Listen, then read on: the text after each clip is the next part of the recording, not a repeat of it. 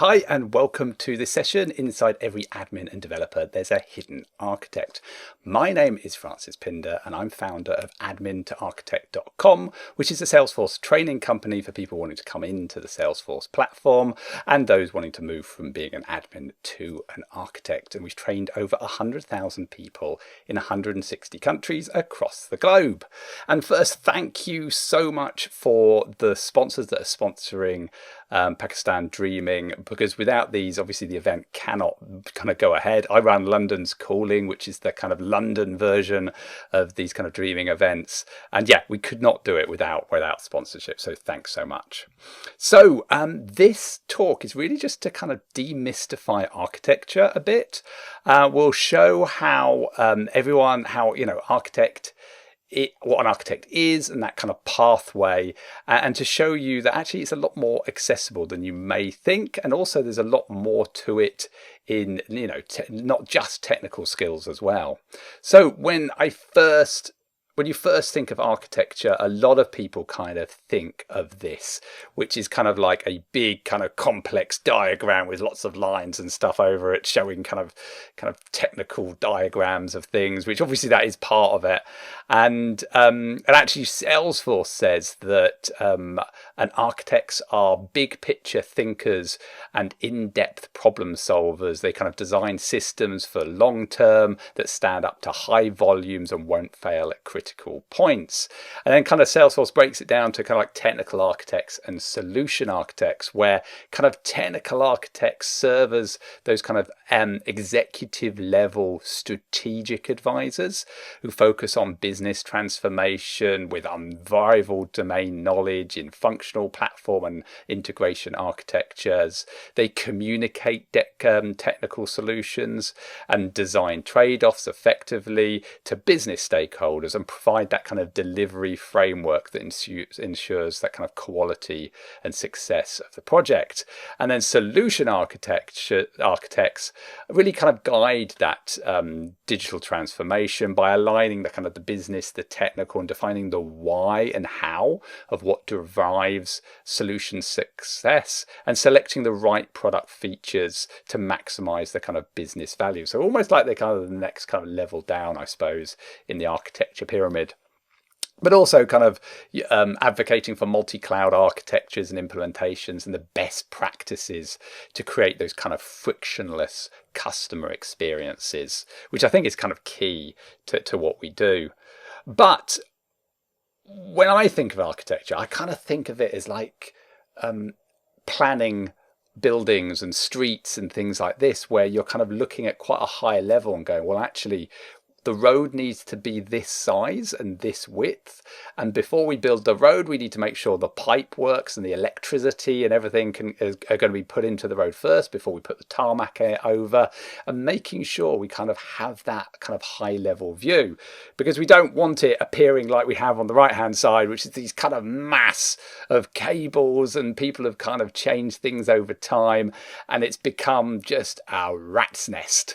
And it's then, if there's a problem in there, it's really hard to solve, and this could take a long time to fix. And that's why I think that architectural decisions are basically design decisions that will be hard or costly to change in the future. And that's basically what an architect is doing, making these design decisions. And that's because all architecture is design, but not all design is architecture. Because architecture represents the significant design decisions that shape a system, where significant is measured by the cost of change. So basically, if it's something that's going to be hard to change in the future or very costly to change in the future, then this is an architectural change and needs to be architecturally designed. So what are you doing right now that you could consider as being an architectural design decision? So, who has created an object in Salesforce? Okay, so you've created an object in Salesforce.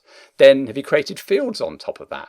Maybe you've done reports on top of that, added some flows, maybe done some other kind of integrations into that object off the platform. Suddenly, this one object that you created has got all this stuff over on top of it and is now really hard to change. So creating an object in Salesforce could be considered as an architectural design decision, which could have ramifications in the future. So where do you start? Well, there's so many Salesforce certifications. It is crazy. You know, I've got over 20 of these certifications now. And even then, I'm kind of like, oh, okay, there's still more out there. Even if you can kind of consider the MuleSoft certifications, you've now got the Slack certifications. It is crazy. But for an architect, Salesforce has kind of come up with these two pyramids, which is the solution, the technical architect pyramid and the solution architect paths as well. And what I want to focus on this is really the application architect, which is kind of on this kind of the left hand side, and the certifications involved in that. Now, if you take a look at it, we've got the app builder certification, we've got the sharing and visibility certification, platform one developer, as well as the final one, which is the data architect certification. Now, if you get all those, then basically you have your application architecture certification. So I just want to quickly run through these certifications. So the first one is App Builder.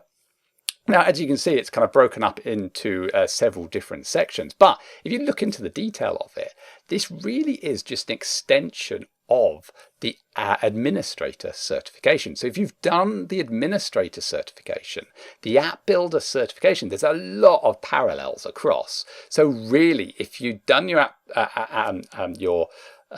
admin certification or looking to do it, I'd always start with that one first. I'd then look at this one because firstly, it's on the architect track, and secondly, it's really an extension of what you've done before. It's just going into more detail. So I think that is all doable, and it doesn't involve code. So if you're not a coder, then yeah, this again is a very accessible certification.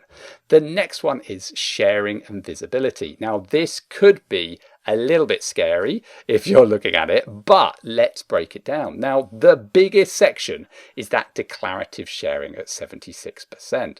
And I kind of break it down into two parts. It's the 101 security and your advanced security.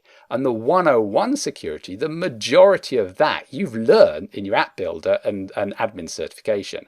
Really not a lot different. It's pretty much the same. Then you've got the advanced security, which is territory management, teams, community security, which is different, but again, all declarative, so all learnable.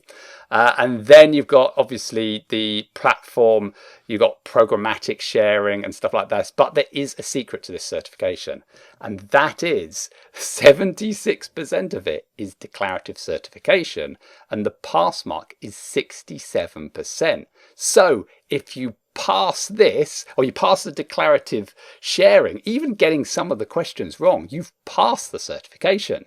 So you don't even have to learn the programmatic sharing part or the performance and scaling part. But don't tell Salesforce this, because otherwise, you're in trouble. And then, congratulations, you are 50% certified architect. You're halfway there. Now, the two next certifications are a bit harder.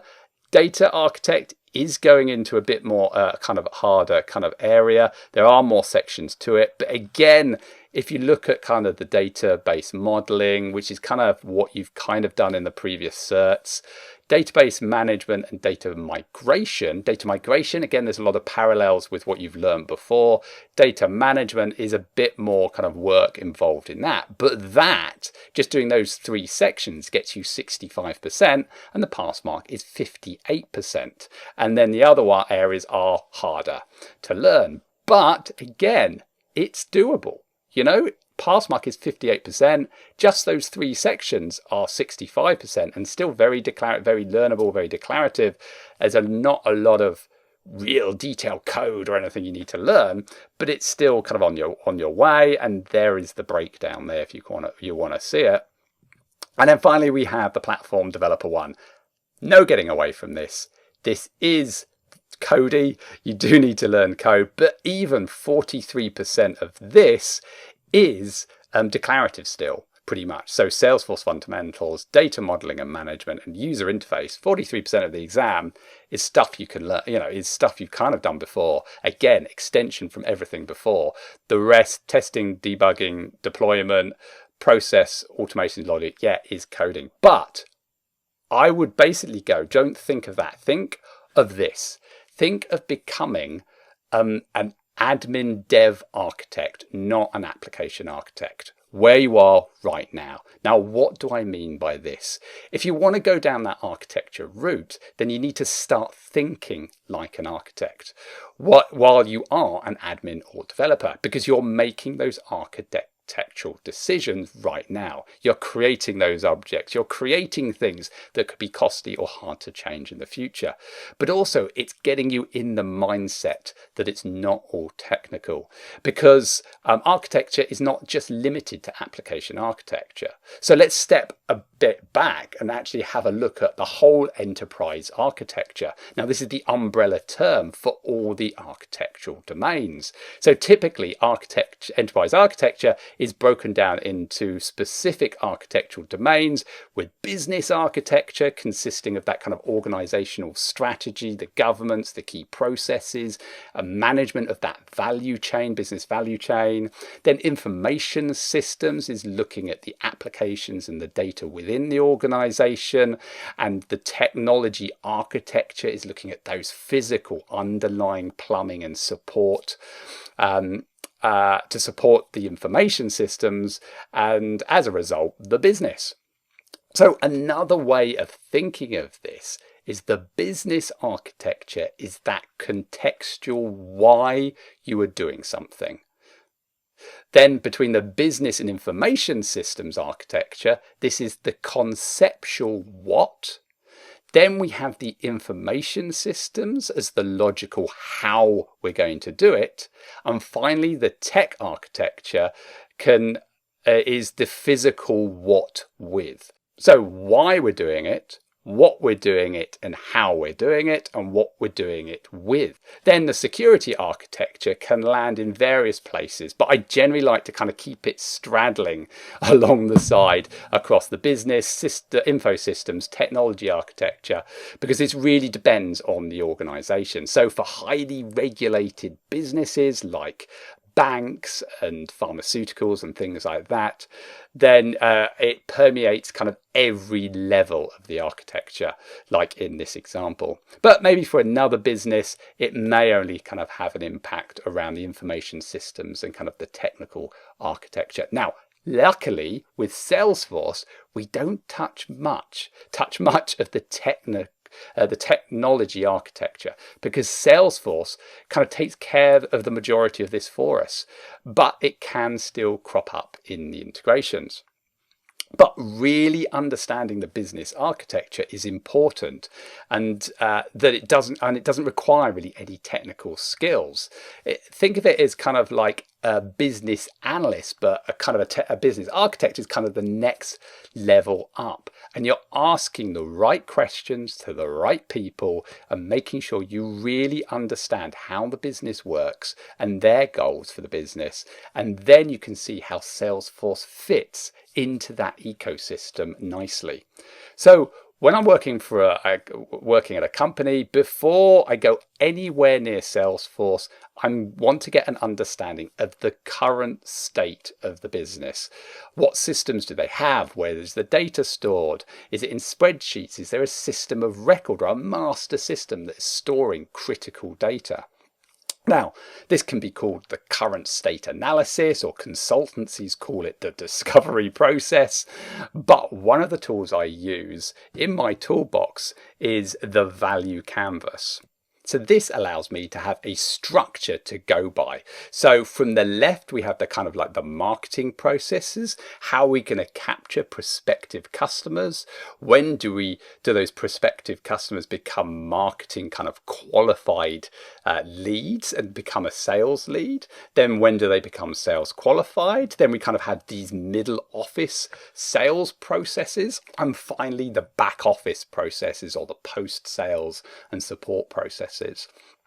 Now, it may be that the scope is only focusing on one part of this value chain, maybe right at the beginning, or maybe just the sales processes. But it's kind of important to know right at the beginning so you know what to kind of focus on.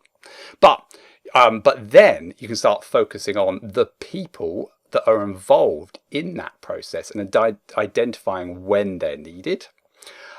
Also, how the data is changing over time. It's not just looking at the customer golden record and what we want on the data of the customer. It's how it evolves all the way through the journey. So if the customer or prospect falls out, you can still contact them, for example. Then the functional and system capabilities that are kind of supporting that whole value chain. So it could be other systems, it could be spreadsheets, it could be anything. And finally, I want to understand what the benefit and the value they want to get out of each part of this process, and what their goals are, and also if they're measuring any part of this at the moment, and if not, what measures can we put in place so we can show how awesome Salesforce is. So you need to be able to plan how you're going to tackle this, how much information you need to get to create a successful architectural design, which requires some project management or some kind of Scrum Master skills. But you may already have these skills, but at very least you need to describe what you need to a project manager or a Scrum Master so they can capture and manage that kind of scope of work. But also, everyone watching this, I guarantee, has communicated something in a diagram. It could be just drawn on a piece of paper or using a tool like I use, which is Lucid Charts. But this is another skill for an architect. And it's quite a tricky skill as well sometimes to master, but being able to create diagrams that can communicate what you're doing and the value. Now, this particular diagram I may give to a C-level exec, focusing on what I've learned and the gaps in these processes, or the data and the benefits we're going to get out of using Salesforce. And for the end user, I might drill into like the process in more detail, or the data, where it's coming from in more detail. So there's different levels of abstraction of these diagrams as well. But being able to stand up and communicate your design is another really essential skill, which again you might already have. And it's not technical. If you can't convince people that you're able to tailor your story to the people that are in the room, then it's going to be hard. It's going to be harder to get buy-in for your solution, and being able to demonstrate an awesome architecture that you've created. Because you're telling a story, being an architect is a lot more creative than people kind of realize. But it also helps you getting your dream job, because if you're being convincing over the screen or in front of somebody, then you're much more likely to kind of get that job. And it kind of shifts your mindset away from being just functional, having a functional mindset. And what I mean by that is when you're functional, you kind of understand maybe very well the functionality of how Salesforce works, which is good. But people that are functional are always kind of looking over their shoulder, kind of wondering if the company they're working at will realize that actually anybody can do this. And they're worried that if they go on holiday, somebody will kind of take over their role and go, wait a minute, this is a lot easier than we thought. And so you really kind of need to start shifting into this world of a trusted advisor, which again may already be there. Do you have trust with your colleagues or your manager?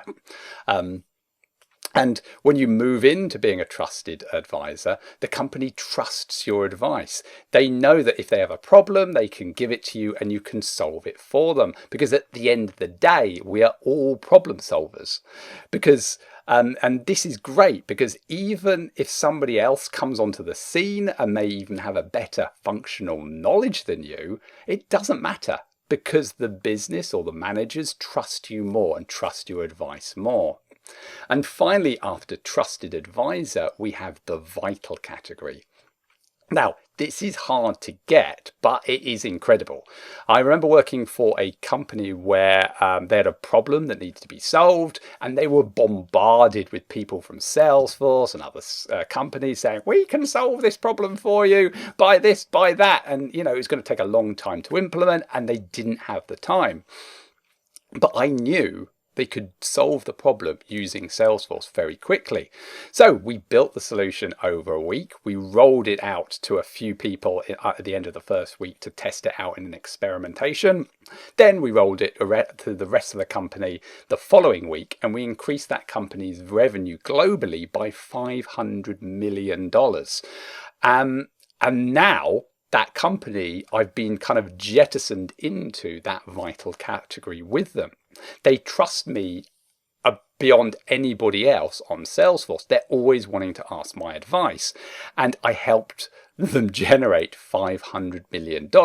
So how much do you think I could charge now? So again, career prospects, money and everything goes with you when you kind of move into this route, going from functional to trusted advisor into this vital category.